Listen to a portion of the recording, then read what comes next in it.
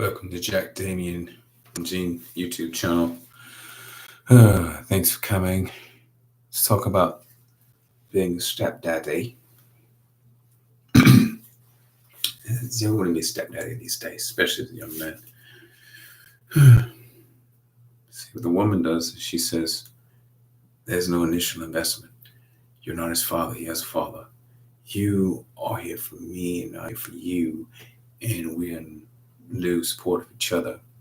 You're gonna buy ice cream, pay half the bills. There are children. You can go to some kind of lesson sort, maybe music, church. It's gonna be like putting the rabbit in the oven.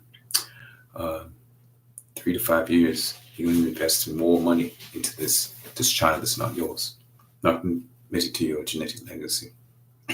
Biological father drama, the drama of meeting the baby daddy, baby mama. She's telling you these truths and lies about how she's virtuous, how the baby daddy is a jerk and she's a virtuous woman. She's not. You must find a path to meet the man that she was with, to have this child with, because you don't want to be a white knight simp mangina. Oh, he was a jerk. He called me names. He cheated on me. He gave me STD. He had a woman in my house. Had a stain in my bed. My hair, my brush, it wasn't mine. The woman's virtuous. Perfect. Always. And this man is going to like you. This man's going to see you as a threat. Yes?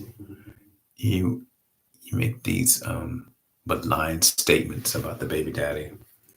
You know, the historical attachment that most men are deadbeats, and they don't have any recompense towards the children because they felt the marriage is constantly better. So, whatever path they take, in the path, they're going to be seen as bastards. Since you are intruder on the representation of that marriage relationship, that child is going to say, "You ain't my daddy. You ain't my daddy." Do you want that? It doesn't matter if you want that, because society doesn't want that, because we don't need more criminals here. We don't want a stepmom. You have a woman come into a situation, married to an older man, and the children have pretended that's his mother. And it's like, no, it's not your mother. It's just, we're in this together. We're family. No good. You don't know what the stepfather was. He has some drug problems. He could be stalking. He could also be doing some manhandling things on the table. He may actually be a bad guy. But on the surface, that woman is going to describe that man in so many pixels, in so many perspectives that paints her as high and mighty soul, and the man as this devious man. So if he's so bad, why in the world would you even marry him, have a child with him, let him sire a child inside of you? You know, why? That's the question. If the opposite of you is the other half of you, you must have some bad in you for you to congregate with such a person, right? I mean, how can you be faultless in these transactions? How can you discipline the kids? You have no credibility. And how can you negotiate, play baseball with this kid that's not yours? Buy dolls for this girl that's not your daughter, pretend she's your daughter, and go out and say, "Oh, it's my daughter." So when would you have it? She's like 14, and yeah, she's my daughter. So you're gonna go through life lying. Legal sense, or you're gonna adopt her, go to court of law, and get her rights signed over, say that this child is yours and it's really not. You're gonna go to your sister and your mom and say, "Oh, you know what? This is my daughter. This is my daughter." Leslie, what? You met this woman 3 years ago and this girl's 14. She's your daughter? Yeah. How are you going to do that? I mean, it's just a really ridiculous thing to straddle. How are you going to remember when you're in this relationship, you're not priority, stepdaddy? There are several people that are more important to you when you're dealing with this person. In a heterosexual, paranormative, non-heterosexual sort of transaction, You are not the real daddy. Yes. It's not bloody work. Yeah. The children are going to manipulate the mother by guilt drives and crying and making complaints about the daddy. Excuse me.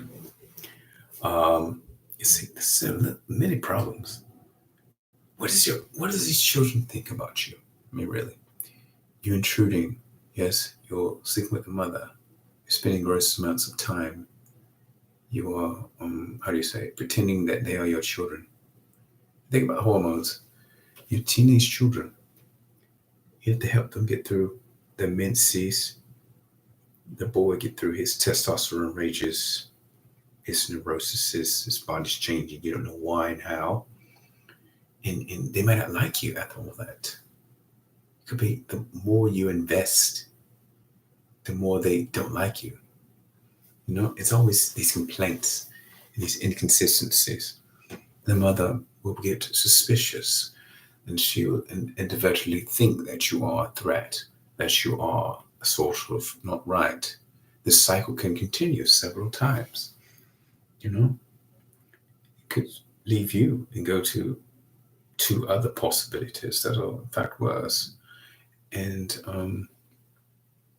man, you need to keep your eyes clean. Yes, make sure that your blinders, yes, are off. You want to play some sort of tit for tat game.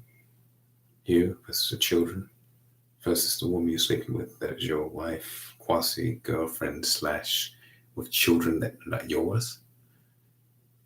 The child will live in poverty, and you're essentially swooping in to try to be a stopgap to that. But invariably, they will have some sort of poverty. It's a poverty in personal perception, conviction. You're going to get antagonism from your family, various people in your orbit. How can you tolerate each family member's perspective and keep your composure? Yes, you keep your same job, but you have to go to your co-workers and tell them that now you have a new daughter that's 14 that you met 3 years ago. You met their mother, and how could she possibly be your daughter now? If she's 14, you only met this woman, her mother, 3 years ago. It is a roundabout, but think about this. Everything has struggles, right? Everything has a bit of antagonistic sort of fever. These children of single mothers have very high rates of drug use, abuse, and the daddy is angry. He's talking against the new man, he's saying, "Oh, you're not going to like this guy. He's not me, and I'm your dad. Or maybe he's your dad. He's your dad. Then I'm not going to take the liberty of being your father much. I'm going to abandon my authority as a father because now you're with your stepfather. You're a stepfather. You don't need me, or vice versa." So it's just like you're creating more inertia. Particularly, why, if you have not been married before, and this woman has been divorced, or has been several toxic relationships that she didn't take responsibility for, what is your position to step in to be the cleanup man? Are you a bloody janitor at Walmart or something? If you marry a widow, it could be a different sort of social hierarchy or dynamic type of thing. You marry a single mother, then you're opening can of worms, my friend. As I can speak from experience, I've seen lots of sitcoms. There are no lot of straight white males that have endured grief, and also those that have pavement faces of my same visage with several difficulties in said peace leave, sexual exploits, and chasings of sexual frolicking in the night when Tinder does not work and your apps are out because your phone didn't charge. This is the point. You're investing your utility functions, the result of your utility force function into children that do not contribute to your genetic legacy. That is the loss. And it's a reason why you shouldn't be the back pocket guy, the backup guy, the nice guy. You know, it's sort of shadow.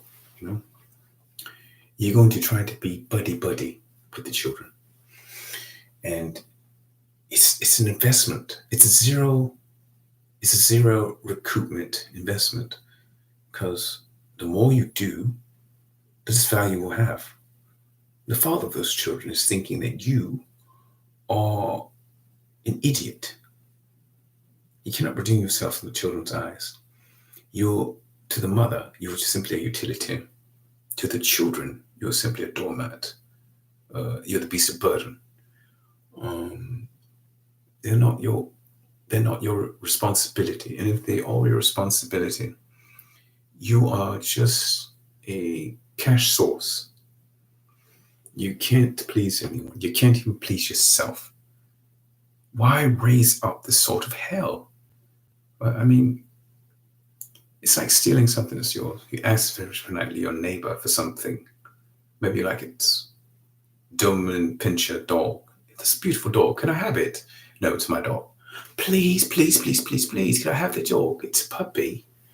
No, you can't have my dog. And now you think because you asked nicely 7 times, you should now steal it.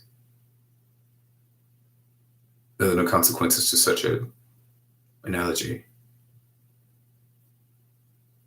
I think so. Buy a dog at the shelter. Find one that's just had a litter of puppies that's healthy, not from a breeding mill, whatever. But I digress. You don't have to rush into these ready-made families, yes? You're going to go to retail hell. You're going to spend money in places you don't want to spend. And you're going to give money to individuals that treat you like a rock with old moss upon it. Where's the men's self-respect these days? I mean, is it into the clouds? It's up my nose. Where's it? I mean, train the doggy, yes? Smell its poop so it doesn't poop in the corner anymore. Do you want to train the dog? Or do you just want to have a house full of poop? Yeah? You just have poop all everywhere. Poo everywhere. Is it really worth it? 2 plus 2 is 6,722. 3 6s. 1 6. I don't know everything, but I know what I know. Learn from mistakes of others. You don't have to make those mistakes and to just take the brunt and to see how things go through by actually experiencing them. See what everyone else is going through and try and be better for them. Your interior respect is gone.